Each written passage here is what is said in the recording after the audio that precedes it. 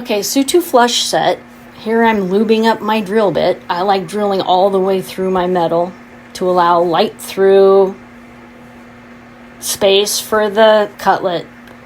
You don't have to, but I think it's better. And take care of your drill bits so that they don't look like this crap.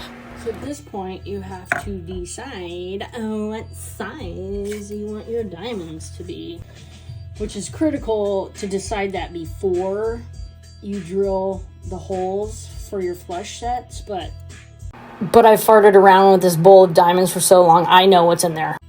I'm just gonna try to find 2 matching ones that are of good color. I like doing the whole evolution of setting 1 stone at a time. And so this is when you take out your calipers and you squeeze it down to measure the stone. And you make it nice and tight. That's how you want to measure it. Once you have your calipers set to what size your stone is, that's when you go through your ball burrs.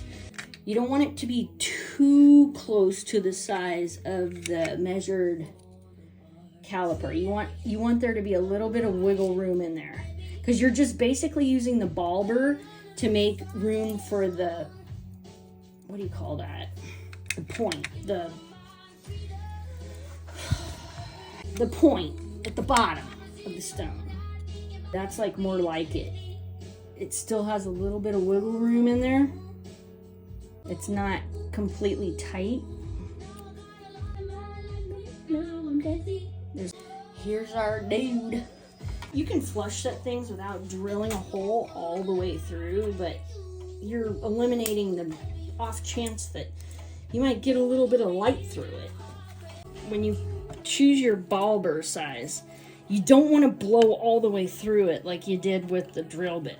You're simply making a small little cavity for the, what's it called? Oh my God, hold on. It's called the cutlet. But you're only using the ball burr to make room for that little point, the cutlet on your diamond or your stone. You got to make sure that you're straight up and down perpendicular to your piece of metal. You got to be very mindful of how far you go, because you don't want to go all the way through.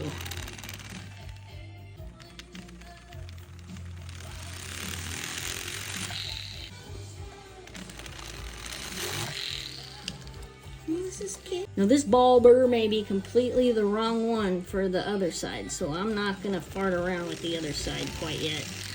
Once you have your ball burr pocket done for your cutlet, that's when you get out your diamond setting burrs. And now it's a matter of finding the right size. I haven't moved my calipers.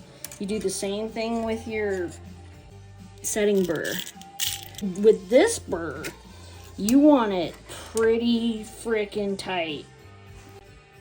Ooh, close. You can go by the whatever stone you ordered, 1.5, 2.5. It says it's a 2.5.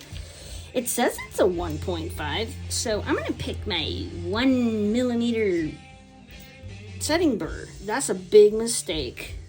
You gotta physically check it. That's the one, baby. Here, I'll show you how I know. It doesn't give too much friction, but it doesn't go all the way through. You want it to be like, you want it to go barely in. It's one of those things that you gotta just feel. You'll get it. And I'm telling you, from past mistakes, you do one at a time. Stones can be literally a gnat's ass difference on its measurement.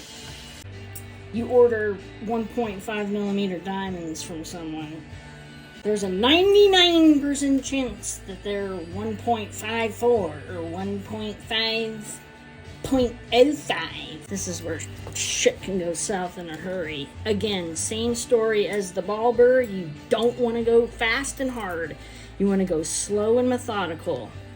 And you want to check your stone in the hole. You got to make sure that you're perpendicular so your stone's not all freaking wonky. And then you just do a little bit at a time. And then you check it. You check it like a freaking OCD. After you fuck up enough holes, you'll stop doing little shortcuts. Oh, I don't need to check it. Yes, you do. And this is when you drop it, because what's setting a diamond without dropping it? And then you get shit on your tweezers so it doesn't release. Oh yeah, baby. A little deeper than I wanted, but at least it gives me enough room to like play with, you know? And once you got it in there... Oh, mother... fucking... Sometimes you can hear it click. I've never freaking heard it click. You just want to make sure that it's in there really well, you know? And that it's in there evenly and not all freaking cattywampus. And this is what I use as my setting. It's like an old vintage. It was my grandpa's, who was a machinist for the Fresno Bee. Keep the tip not pointy needle sharp, but you just want something that you can go round and round and round with. You have to be super steady, and you have to have major control over your setting. I always used to hold my pencil like this in school. I kind of do the same thing, but I tilt it up and I reinforce it with my index. You score around the whole thing. And you have to be kind of gentle at first because you don't know if your stone's going to be all wishy-washy. Oh, see? And then that bullshit happens. You gotta hold it so freaking steady. You start out real gentle, and then once you have kind of a good... You're basically marring and...